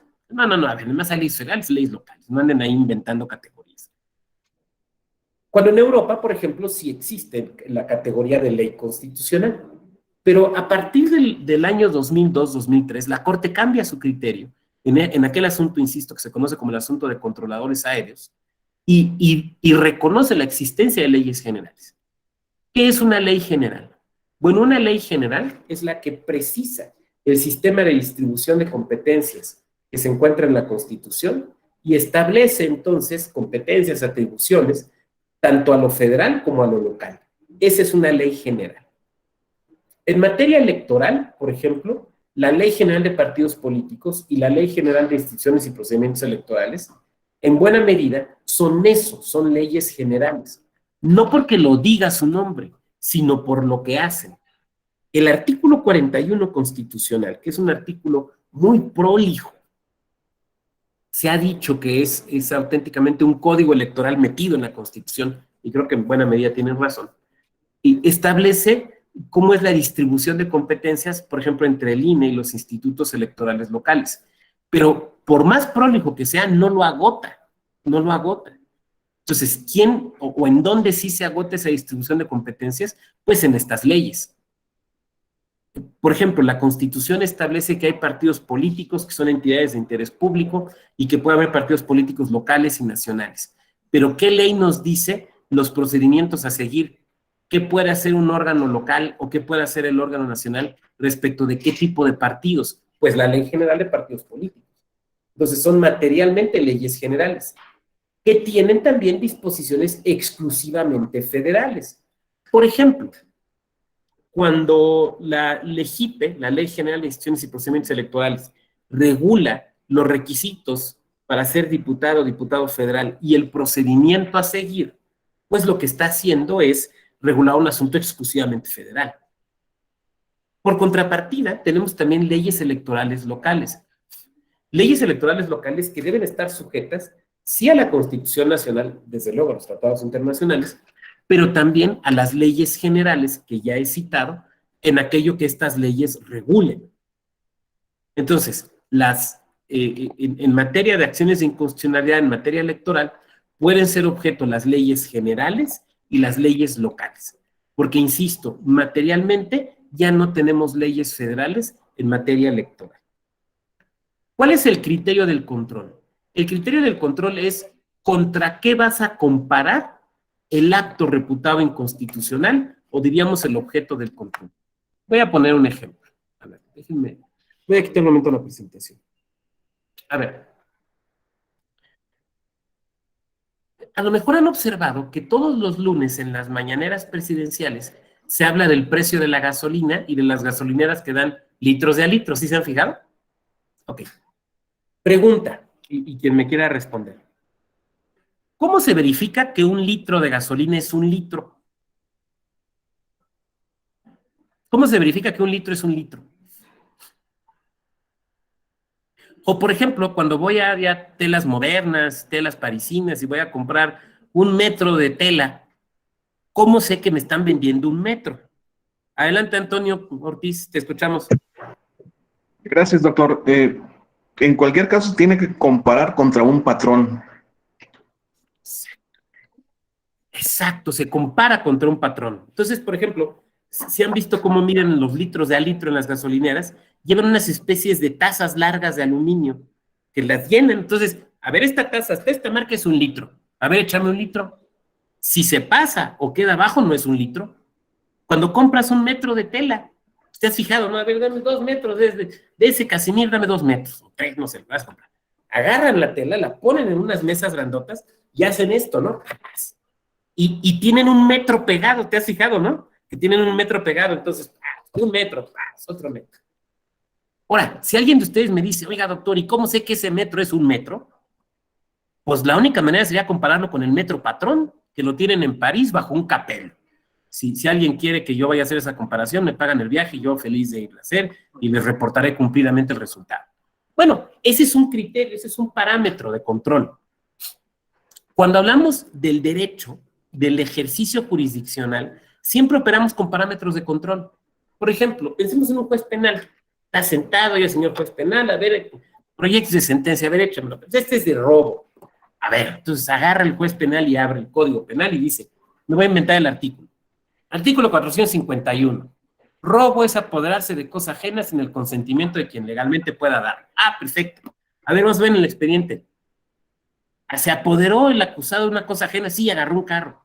¿Le pidió el permiso al dueño del carro? No, no se lo pidió. ¿Algún apoderado se lo dio? No, no se lo dio, no se lo pidió a nadie. Ok, eso es robo. O sea, lo que hizo fue comparar el hecho con la regla. El derecho siempre es un parámetro de control cuando pensamos en la actividad jurisdiccional. La pregunta es, ¿cuál es el parámetro específico? Porque en el ejemplo que les acabo de poner, el parámetro fue el Código Penal. Pensemos en una sucesión agraria. Pues el parámetro es la ley agraria. Pensemos en un asunto, un pagaré, pues la ley de títulos de operaciones de crédito. Ahora, cuando hablamos de acción de inconstitucionalidad, ¿cuál es el parámetro o criterio de control? Pues el parámetro o criterio de control es la Constitución, pero también los tratados internacionales. Y fíjense qué interesante. Yo sé que el día de hoy seguramente no tenemos problema en aceptar esto, en que el parámetro de control es la Constitución y los tratados. Pero curiosamente, esto, por lo menos en 1926, ya lo decía Kelsen también. Kelsen aceptaba también que parte del parámetro de control son los tratados internacionales. El órgano de control en las acciones de inconstitucionalidad, sin ninguna duda, es la Suprema Corte de Justicia. Y no solo la Suprema Corte, sino el Pleno. Y sabemos que aquí no hay ninguna posibilidad de que resuelva el asunto otro órgano. O sea, no hay manera de mandarlo a otro órgano. Incluso, en el trámite, como veremos, puede participar el Tribunal Electoral, pero la decisión como tal es única y exclusivamente de la Suprema Corte, específicamente del Pleno. El procedimiento de control en las acciones de inconstitucionalidad, o sea, ¿cuál es el íter procesal, el camino? Pero pensándolo específicamente en el caso de las acciones de inconstitucionalidad. Bueno, ¿quiénes pueden interponerlas? Ya lo sabemos. En primer lugar, una minoría legislativa del órgano que aprobó la norma. Esto siempre es importante tenerlo claro. A ver, pensemos, no sé, el Código Electoral de Hidalgo, por poner un ejemplo, ¿no? ¿Qué minoría legislativa puede impugnarlo? Pues el 33% de quienes integran la legislatura de Hidalgo. No el 33% de la Cámara de Diputados, no el 33% de la de senadores, no el 33% de la legislatura de San Luis Potosí, porque cree que hay un conflicto territorial de normas. No, no, no. Solamente el 33% del órgano de quienes integran el órgano legislativo que aprobó la norma. En este caso específico estábamos poniendo el ejemplo de Hidalgo. Puede hacerlo también la Presidencia de la República por conducto de la Consejería Jurídica. Aquí hay que recordar que la Consejería Jurídica tiene, legalmente hablando, el rango de una Secretaría de Estado. ¿Respecto de qué? Normas federales o normas locales. Los partidos políticos con registro nacional y los partidos políticos con registro local. Aquí me voy a detener. Tenemos, jurídicamente hablando, dos tipos de partidos políticos en México. Partidos con registro nacional y partidos con registro local. Los partidos con registro nacional son aquellos que hicieron su trámite y se registraron ante el INE y que, por lo tanto, cumplieron con requisitos en todo el país y que, por ende, pueden competir en elecciones nacionales. Pero a la vez, mientras conservan esta categoría de partidos nacionales, pueden también competir en elecciones locales. Por lo tanto, estos partidos tienen la potestad de impugnar en acción de inconstitucionalidad lo mismo leyes locales que leyes nacionales. Alguien de aquí me podría decir, oiga, ¿y lo hacen? Sí, sí lo hacen. Sí lo hacen. En la práctica sí lo hacen. ¿Saben quién suele hacerlo seguido? O sea, ¿saben quién sí lo suele hacerlo? El Partido del Trabajo. El Partido del Trabajo es un partido que suele fijarse en las legislaciones locales. Y cuando se establece alguna que le parece es inconstitucional, interpone acción de inconstitucionalidad. Y las ha ganado en varias ocasiones. Entonces, los partidos políticos con registro ante el INE pueden impugnar leyes electorales nacionales y leyes electorales locales. Pero a la vez, nuestro sistema admite la existencia de partidos políticos únicamente con registro local. Esos partidos con registro local solo pueden competir en las elecciones de la entidad donde han obtenido su registro. Voy a poner un ejemplo. El partido Encuentro Social Hidalgo. ¿Dónde puede competir? En Hidalgo. ¿Puede competir para la senaduría de Hidalgo o para una diputación federal de Hidalgo? No, porque esos son cargos federales. Puede competir para diputaciones locales, gubernatura o ayuntamientos, pero nada más. Esos partidos políticos locales solo pueden impugnar en acción de inconstitucionalidad leyes electorales locales, obviamente de su entidad. Yo quisiera hacer una crítica, si me la permiten, y desde luego sujeta a que la podamos debatir. Pero yo en lo personal creo que sería adecuado ampliar la competencia de los partidos, la posibilidad de los partidos políticos locales, más técnicamente, la legitimación en la causa, para que puedan impugnar también leyes generales. Porque las leyes generales les impactan, por las razones que ya expliqué hace un momento. A mí me da la impresión de que este diseño que tenemos de sujetos legitimados está pensado bajo la idea de que tenemos leyes federales y leyes locales. Pero como yo dije hace un momento, nuestra Suprema Corte también ha reconocido la existencia de leyes generales. Y específicamente, en materia electoral, lo que tenemos es eso, leyes generales y leyes locales. No tenemos propiamente leyes federales. Entonces, una ley general impacta en un partido político local, porque, por ejemplo, le impone los requisitos para mantener el registro. Porque, por ejemplo, la Ley General de Partidos Políticos habla de su financiamiento. Entonces, claro que le impacta, claro que tendría todo el interés para impugnar este tipo de leyes. Pero tal y como está redactado nuestro 105 constitucional, no tiene esa posibilidad. Pensando en esto que se ha hablado de una reforma electoral, yo creo que valdría la pena meditar esta posibilidad de otorgarles legitimación en la causa a los partidos políticos locales para también impugnar leyes generales en materia electoral. La Comisión Nacional de Derechos Humanos, respecto de leyes federales, locales, internacionales que vulneren derechos humanos, los órganos locales garantes de derechos humanos también. Y me podrán decir ustedes, oiga, pero eso no tiene competencia en lo local, en lo electoral. Y yo diré, bueno, ¿se acuerdan del caso de la famosa Ley Bonilla? ¿Se acuerdan que una de las acciones de inconstitucionalidad es planteada por la Comisión Nacional de Derechos Humanos? Y recuerdan que uno de los temas que se discutió allí fue justamente si contaba con la legitimación necesaria o suficiente para interponerla, porque se decía, es que se están discutiendo cuestiones electorales, y lo que decía la Comisión Nacional era, bueno, sí, se están discutiendo derechos humanos, entre los cuales están los derechos electorales. Y la Corte admitió. Entonces, no es tan sencillo como decir, no, ahí no entra, no, a ver, hay que analizar. El Instituto Nacional de Transparencia, acceso a la información y protección de datos personales, leyes federales, locales, tratados internacionales que tengan que ver con la información pública y protección de datos personales. Fíjense que allí es muy... Y bueno, la Fiscalía General de la República en materia procesal. Pero me voy a regresar al INAI. A ver.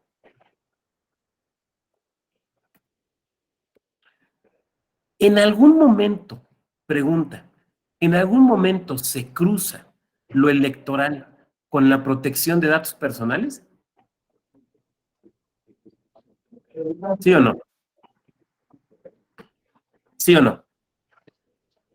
¿En dónde? ¿En qué se cruza, por ejemplo? ¿En qué ocasiones o procedimientos? ¿En el listado Adelante, nominal? Antonio.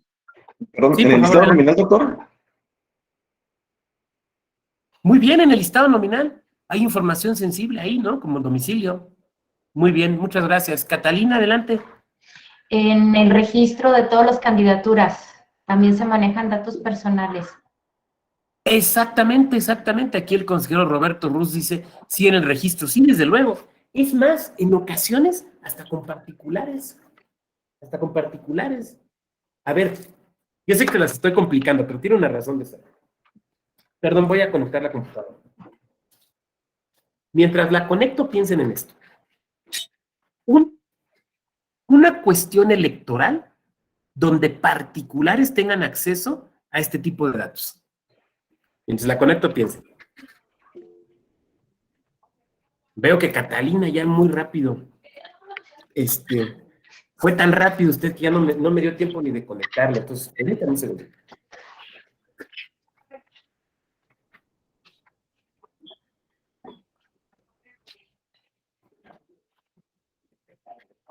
Creo que hay otra manita, Catalina y Jorge Antonio. A ver, Catalina, adelante.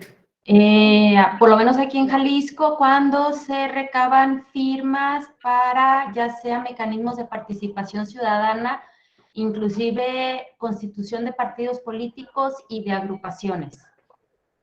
Tiene usted toda la razón, ahí se recaba información sensible, sí, desde luego, y surgen obligaciones para los particulares que están ejercitando un acto de naturaleza electoral respecto del cuidado y la guarda de esa información. ¿Es cierto? ¿Es cierto? Jorge Antonio, adelante, por favor. Sí, en términos de la Sí, Jorge, te legislación escuchamos. local, sí, son en los mismos términos que mencionaba Catalina para constitución de partidos políticos, para registro de candidaturas ciudadanas y para procesos de participación ciudadana. Son los mismos que contempla la legislación en Yucatán.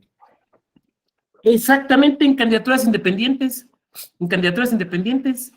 Muy bien. A ver, tan sencillo como esto, ¿no? A ver, ¿cómo se hace tradicionalmente el registro? No vamos a meter ahorita con los problemas de papel, o teléfono inteligente, pues, en teléfono. Se agarran una cosa de estas, te piden tu credencial de lector y toman una foto, ¿no? O sea, toman información que en principio es sensible, es reservada. Entonces, claro, lo electoral sí nos cruza por esto.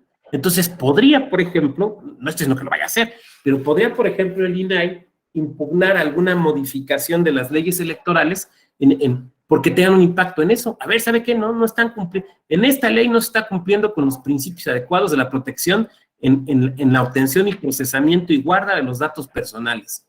Bueno, fue el tema de cuando se perdió el padrón, ¿no? Que se filtró. Entonces, desde luego, o sea, claro, se cruza lo electoral con el tema de los datos personales, se cruza, no hay ninguna duda. Voy a regresar aquí a la presentación.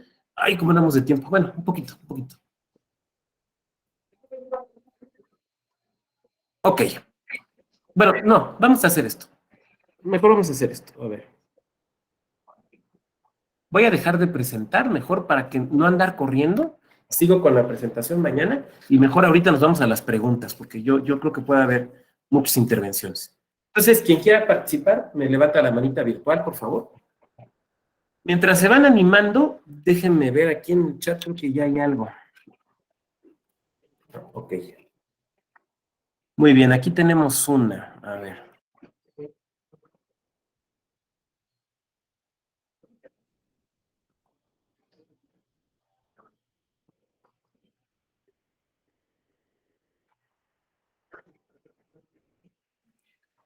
Mientras levantamos las manitas. Santiago Pantoja. Los institutos electorales locales pueden, o en su caso deberían poder impugnar. Híjole, qué buena pregunta. Bueno, son dos. ¿Pueden? No. ¿Deberían poder? A ver, pueden acceder a otros mecanismos de control constitucional cuando haya una afectación a sus atribuciones o competencias.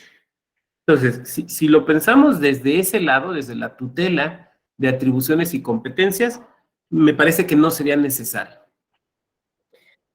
Pero si lo que pensamos aquí es que en la acción de inconstitucionalidad puede no haber, normalmente no hay más bien, no existe, un interés o una afectación, sino más bien lo que se busca es una tutela abstracta. Entonces, no sonaría mal que los institutos electorales tuvieran la posibilidad de acceder a la legitimación en la causa. Porque son órganos técnicos especializados, conocedores de la materia electoral, y que podrían decir, oigan, esta ley trae este problema, esta ley tiene este problema de inconstitucionalidad, pero es que no está afectando tus atribuciones, no te está reduciendo el presupuesto, no, pero está limitando, por poner un ejemplo, ¿no?, el ejercicio de derechos ciudadanos, está haciendo nugatorio, no sé, la posibilidad de la asociación para constituir partidos políticos. ¿Quién mejor que un órgano electoral que trabaja todos los días con la materia electoral como para poder hacer este apuntamiento o señalar este asunto? Entonces, me parece que ahí habría una buena razón para pensar que estos órganos pudieran hacerlo. Y a lo mejor podría haber dos salidas. Una salida, vamos a llamarla así, centralista, que fuera otorgarle al INE, en su carácter de órgano rector del sistema electoral nacional, la vertiente administrativa, desde luego, otorgarle al INE la potestad de impugnar leyes generales o leyes locales, o permitir también, en una visión federalista, a los institutos electorales locales impugnar leyes, por ejemplo, locales que afectaran una cuestión de constitucionalidad vinculado con lo electoral. Aunque ahí yo diría, porque creo que operaría la misma razón que explicaba yo por referencia a los partidos políticos locales, yo diría que también habría que dárselas para una ley general. Esa sería mi respuesta. Veo que hay otro comentario. Por ejemplo, no sé si Roberto quieras hacer directamente tu comentario, quieras abrir el micrófono y decirlo, o lo leo, tú dime. No, nada más quería complementar de que en ese caso está nuestra ley de participación, justo en el que dices, y creo que sí afecta nuestras funciones, porque por ejemplo acabamos de no poder otorgarle la posibilidad de ejecutar un plebiscito a un ciudadano por una ley que está obsoleta, que se escribió hace 15 años, ¿no? Entonces sí me extraña que el instituto no pueda ir a proceder por una ley, ¿no? En este caso. Gracias. Y que no podría ser objeto de una controversia constitucional porque es materia electoral. Ahí, desgraciadamente, ahí hay que esperar a que el ciudadano interponga pues, los medios de impugnación, ¿no? Sí, coincido contigo, es un muy buen apunte. Y sobre todo mucho desde la perspectiva práctica, ¿no? Muy bien. ¿Quién más quisiera hacer algún comentario? No veo manitas levantadas.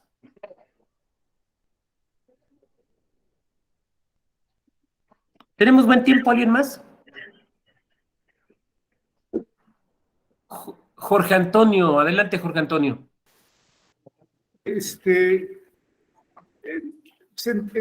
términos de la legislación electoral, tanto antes de la reforma de 2014 como la actual, pues tradicionalmente pensamos en proceso electoral exclusivamente cuando vamos a un proceso de elección de ciudadanas y ciudadanos que están aspirando a algún cargo, no el proceso electoral tradicional.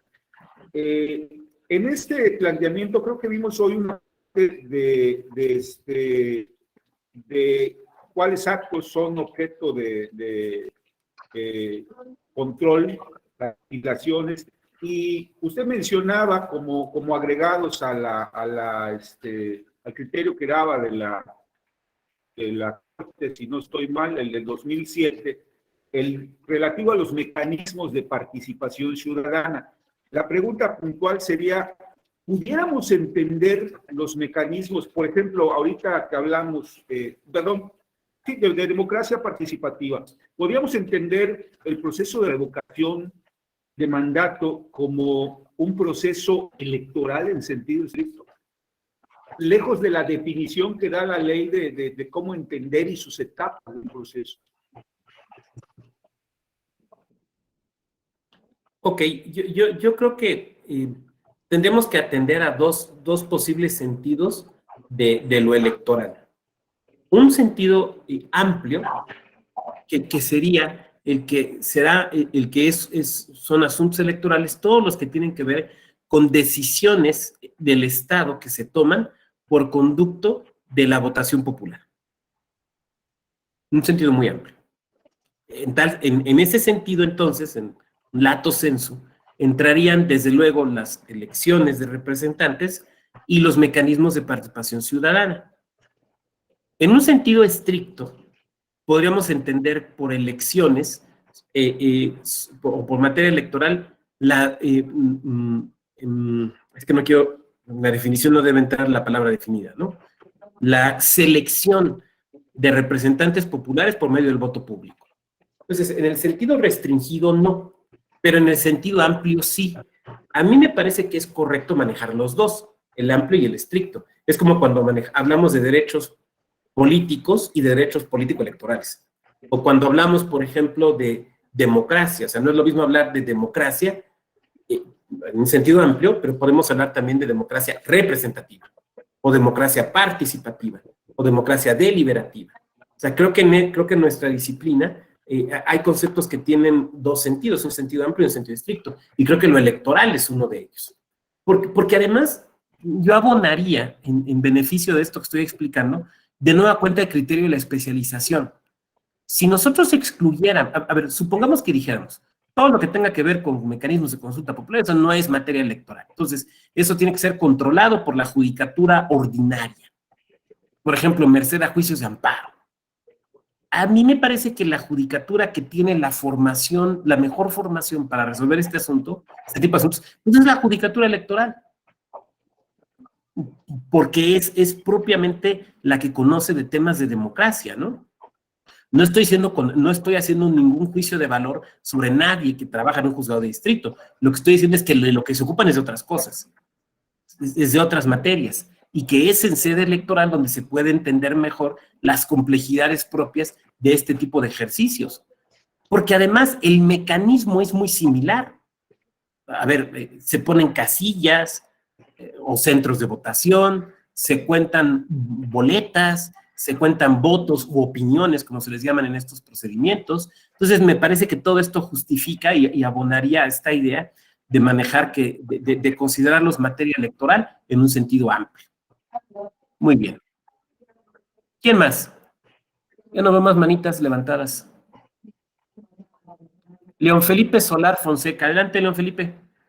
No, me llama mucho la atención, precisamente por lo que estaba comentando, maestro, porque pues pareciera que estuviéramos en el derecho aparente, ¿no? Porque se parece, porque tiene ciertas similitudes, lo es. Entonces, si es válido, pues, esta cuestión de jalar algunas cuestiones, porque sí hay ciertas coincidencias, hasta el mismo árbitro es el mismo, ¿no? Entonces, sí cabría, ¿no? En esta parte de la reflexión, porque yo también tenía pues ciertas dificultades para entender a los mecanismos de participación dentro de los procesos electorales, ¿no? Porque no hay una contienda, porque no hay cuestiones ahí que pueden ser diferentes, ¿no? Y me llamaba mucho la atención la introducción que hacía sobre la materia electoral, y introduciendo los mecanismos de participación ciudadana, ¿no? Sí, desde luego, y recordar que esta introducción es orientada justamente hacia el tema de la judicatura, ¿no? Sí, porque además, yo no sé si utilizaría yo la palabra aparente, no estoy diciendo que esté mal, yo utilizaría analogía, o probablemente simplemente es un subtipo, ¿no? Me parece que iría por allí. Y de hecho, déjenme hacer un comercial, que lo puedo hacer.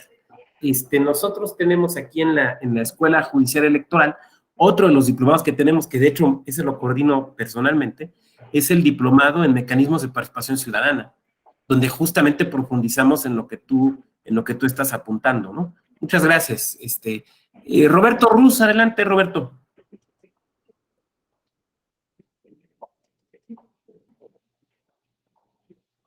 Adelante, Roberto, te escuchamos. Perdón, ¿ya se me escucha? Sí, perfectamente. Un libro que, si se te viene a la memoria alguno, que hable de algunos casos famosos de estos controles. Y la segunda, pues, es hacer el comentario que hoy a las 11 es el registro, por si alguien quiere colarse al diplomado, que ya metiste el gol de mecanismos de participación, nada más era hacer el comentario que hoy a las 11 es el registro. No, perfecto, perfecto. ¿Sobre qué decías la recomendación del libro, Roberto? Perdón. Sobre casos como el que comentaste del Partido del Trabajo, que hayan hecho procedimientos contra leyes o justo lo que vimos en clase, pero lo interesante sería estos casos que comentas. No sé si ha habido algún trabajo de investigación para reunirlos en algún libro. Ok, Roberto, fíjate que no que yo conozca, y ofrezco una disculpa. Ahora, ¿por qué conocí esos asuntos? Porque los conocí cuando fui consejero electoral. Como les he dicho, en mi otra vida, cuando fui consejero electoral en Querétaro entre el 14 y el 20, me tocaron 2 acciones de inconstitucionalidad del Partido del Trabajo. Y platicando con el representante del Partido del Trabajo, él me decía que son ellos muy, o sea, ellos, no por referencia a ellos, personas, sino al partido, de que siempre les están pidiendo a las oficinas centrales, oye, cuando hay una reforma legal, mándanosla, y se ponen a estudiarlas allá. Entonces los conocí de allá de primera mano. En Querétaro específicamente, por lo menos en 3 ocasiones, interpusieron acciones de inconstitucionalidad por materia electoral, incluso contra la Constitución local. De las 3, ganaron 2. En la última, donde la legislatura sí nos hizo caso en la ley, esa sí ya no la ganaron. Pero sí, pero las conocí directamente por eso. Muchas gracias, Roberto. Muy bien, ¿alguien más? Bueno, de no ser así, estamos ya prácticamente sobre el tiempo. Yo les agradezco mucho su gentil presencia y continuaríamos el día de mañana. Que tengan muy buen día. Hasta luego. Buenos días a todas y a todos. Gracias. Gracias, maestro. Hasta luego.